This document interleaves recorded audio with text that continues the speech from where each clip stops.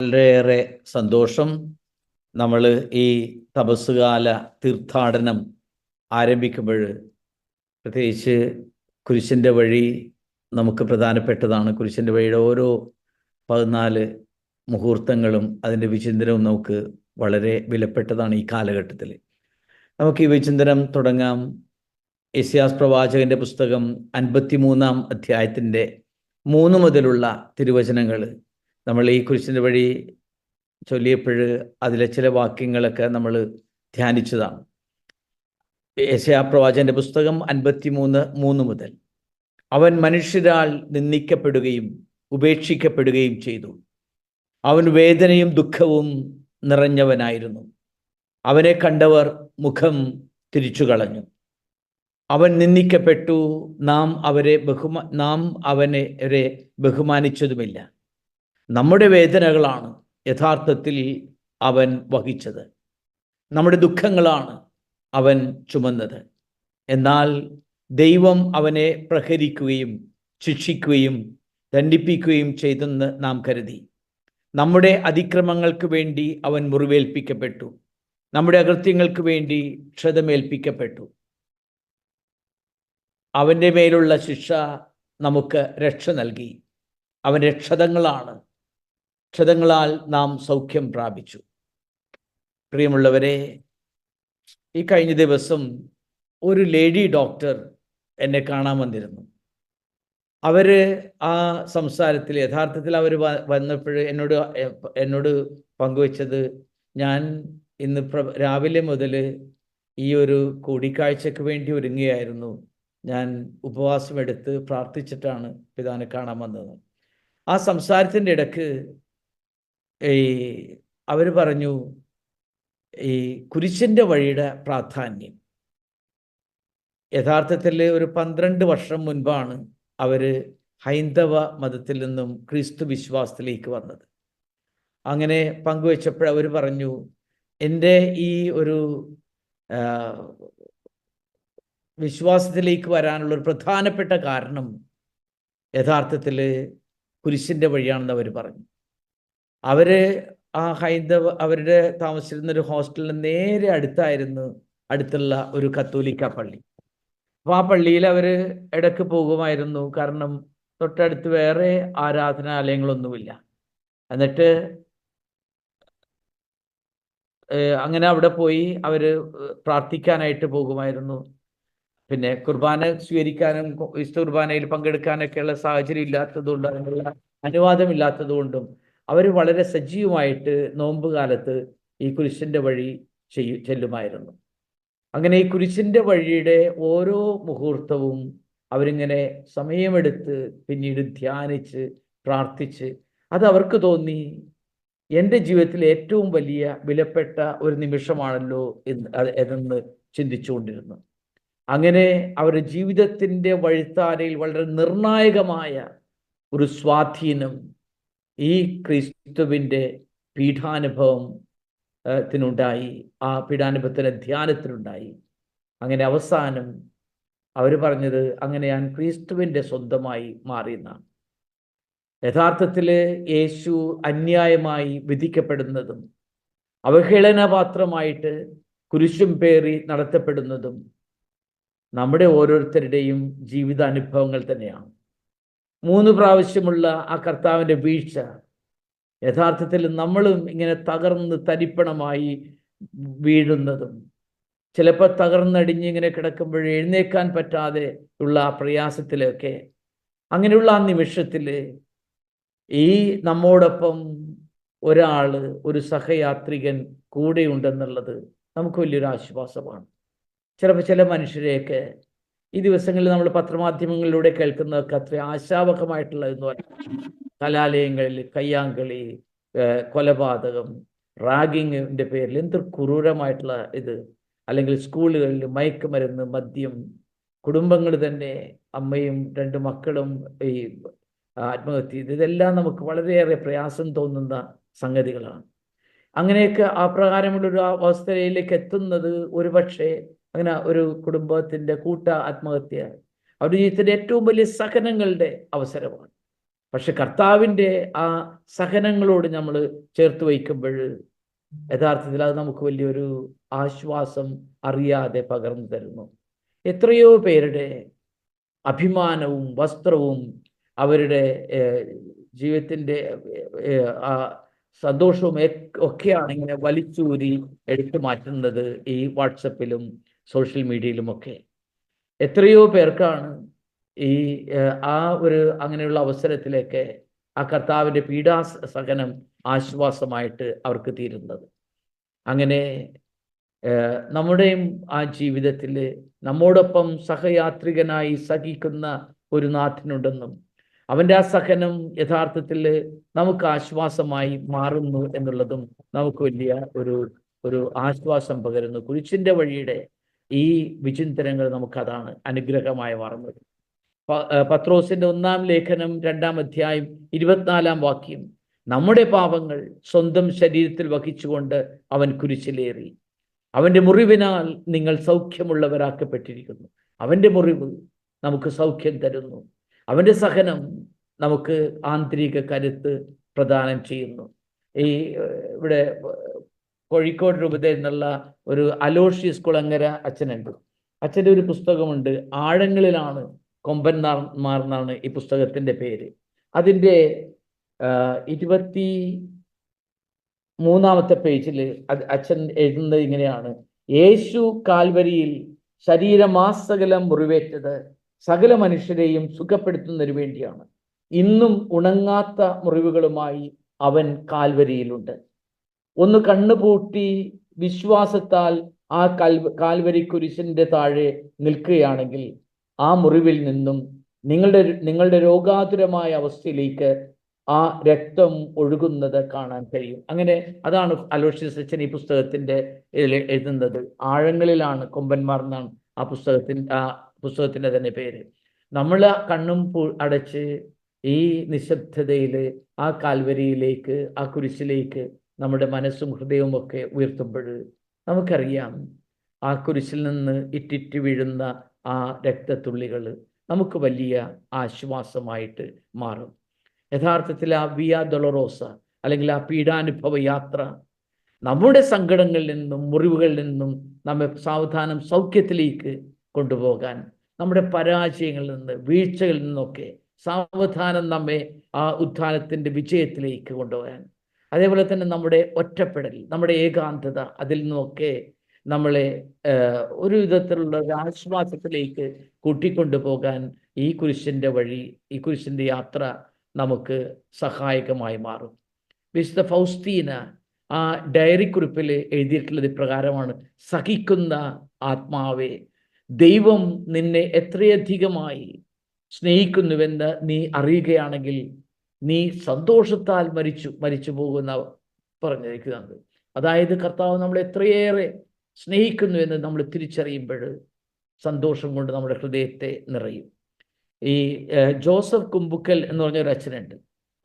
അച്ഛൻ്റെ തപം എന്ന് പറഞ്ഞൊരു പുസ്തകത്തിൽ ഈ കുരിശിനെ പറ്റി എഴുതിയിരിക്കുന്നത് വളരെയേറെ ശ്രദ്ധേയമായിട്ട് എനിക്ക് തോന്നി. അച്ഛൻ എഴുതിയിരിക്കുന്നത് ഇതാണ്: അവർ അവൻ്റെ തോളിൽ വച്ചു കൊടുത്ത നിമിഷം മുതലാണ് കുരിശ് അഭൗമികമായ ഒരു പരിവേഷത്തിലേക്ക് ഉയർത്തപ്പെട്ടത്. അതായത് അത്രയും നാള് ഈ കുരിശ് എന്ന് പറഞ്ഞിട്ടുണ്ടെങ്കിൽ കേവലം 2 തടിക്കഷ്ണങ്ങൾ ചേർത്ത് നിർമ്മിച്ച ക്രൂരമായ ഒരു ദണ്ഡനോപകരണം മാത്രമായിരുന്നു. അങ്ങനെ കുരിശ് ക്രിസ്തുവിൻ്റെ തോളിലേക്ക് ഈ 2 തടിക്കഷ്ണം, ഈ ദണ്ഡനോപകരണം വെച്ചപ്പോഴാണ് ആ കുരിശിന് വലിയ ഒരു മാറ്റം, അർത്ഥം തന്നെ ഉണ്ടായത്.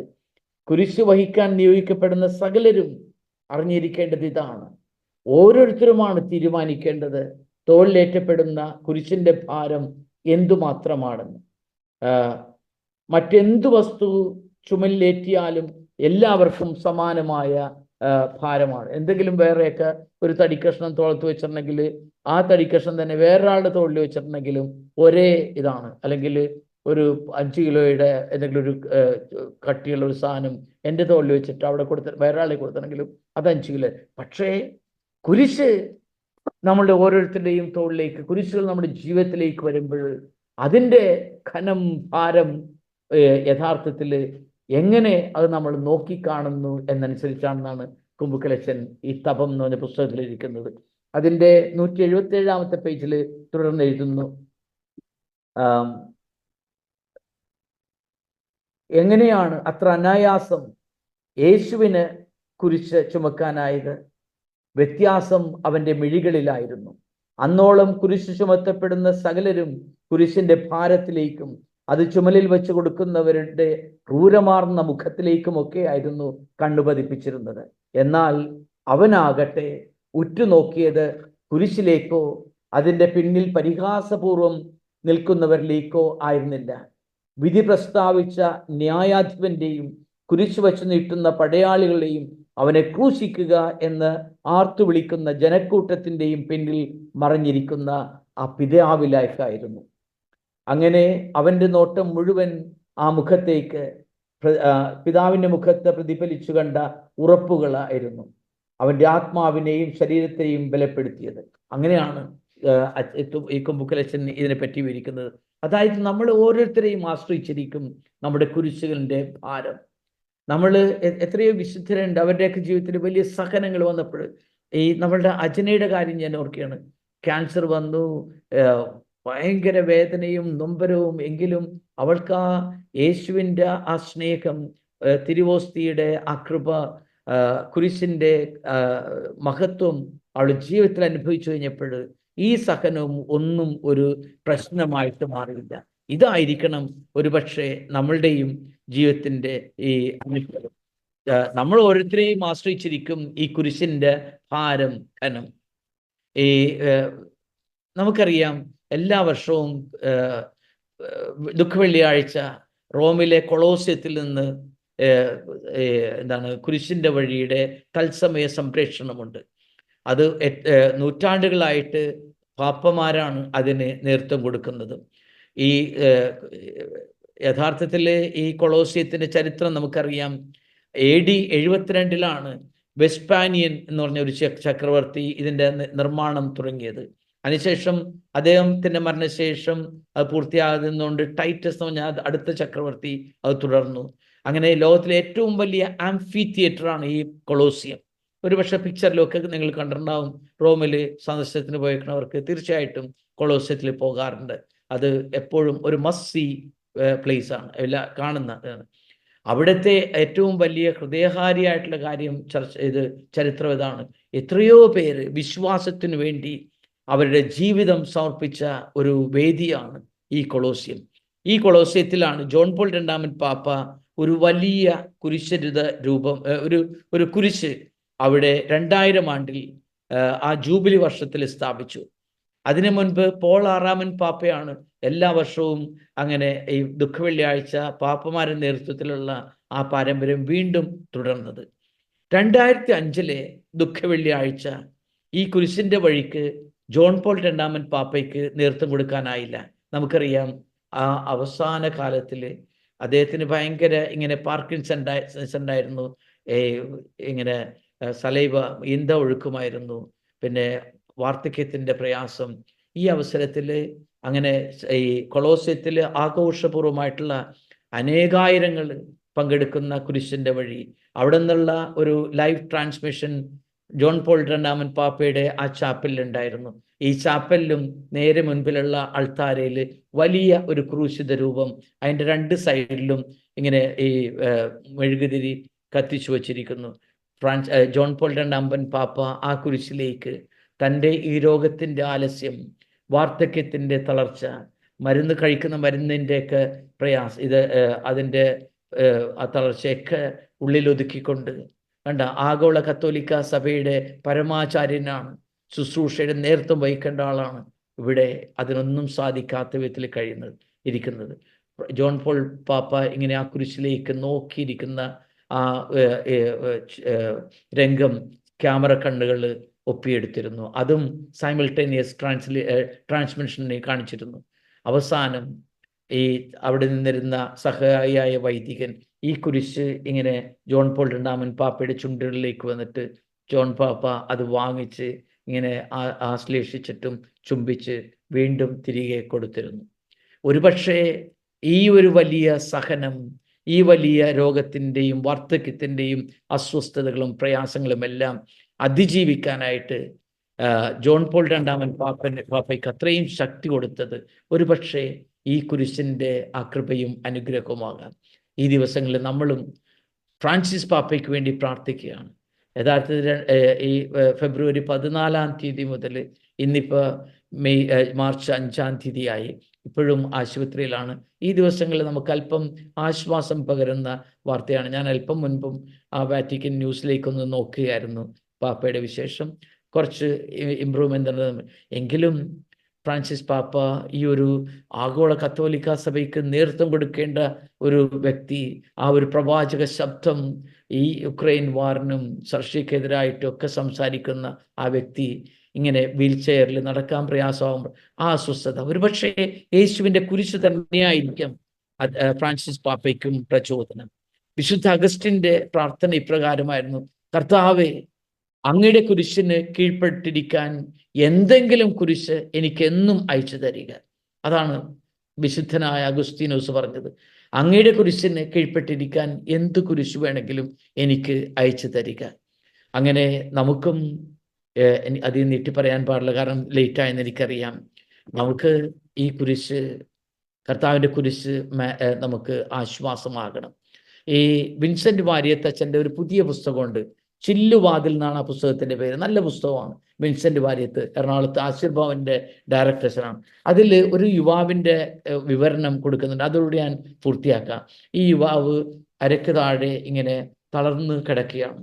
അവൻ വർഷങ്ങളായിട്ട് അങ്ങനെ കിടക്കുന്നതാണ്. ആ അധ്യായത്തിൻ്റെ പേര് ഡിപ്രഷൻ എന്ന കറുത്ത പട്ടി എന്നാണ് ഈ വിൻസെൻ്റ് വാര്യത്തച്ഛൻ്റെ ഈ പുസ്തകത്തിലെ ഈ അധ്യായത്തിൽ വിവരിക്കുന്നത്.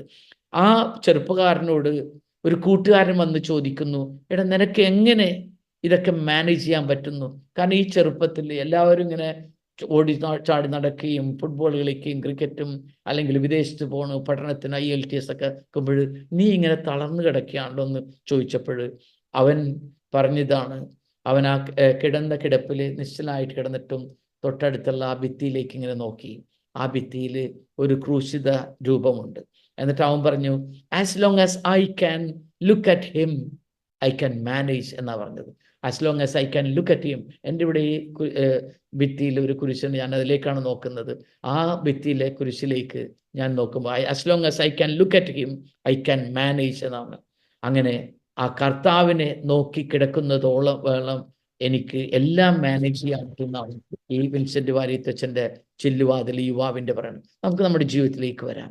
എൻ്റെ ജീവിതത്തിൽ കുരിശുകൾ വരുമ്പോൾ ഞാൻ എങ്ങനെയാണ്? കുരിശുകൾ എന്നെ തളർത്തുകയാണോ?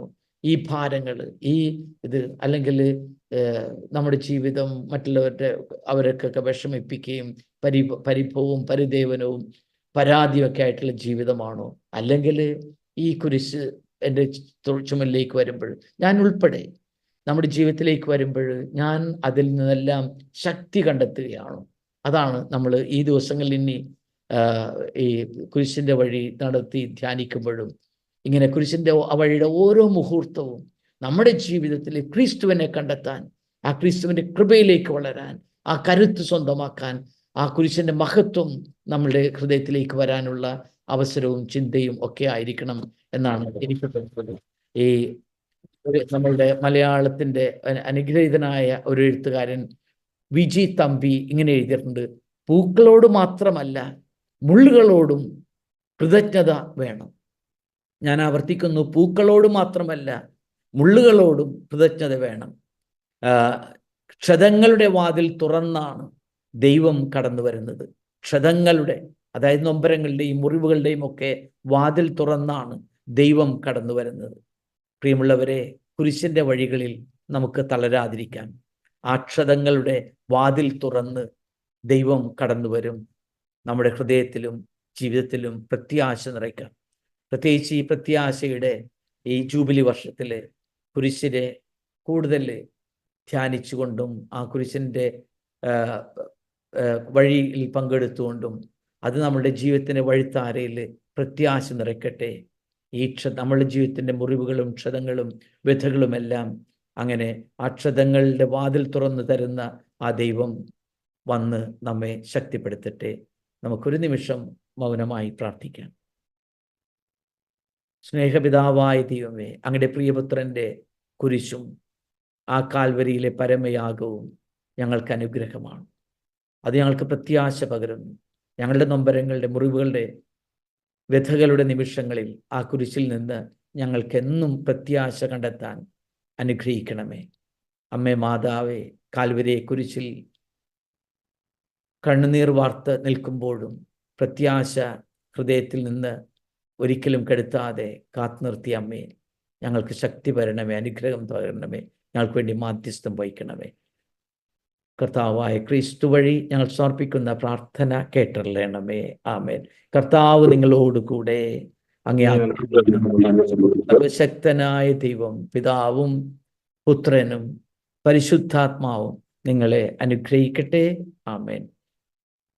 യേശു മിശിഹായ്ക്ക് സ്തുതിയായിരിക്കട്ടെ. എനിക്ക് സ്തുതിയായിരിക്കട്ടെ പിതാവേ. താങ്ക്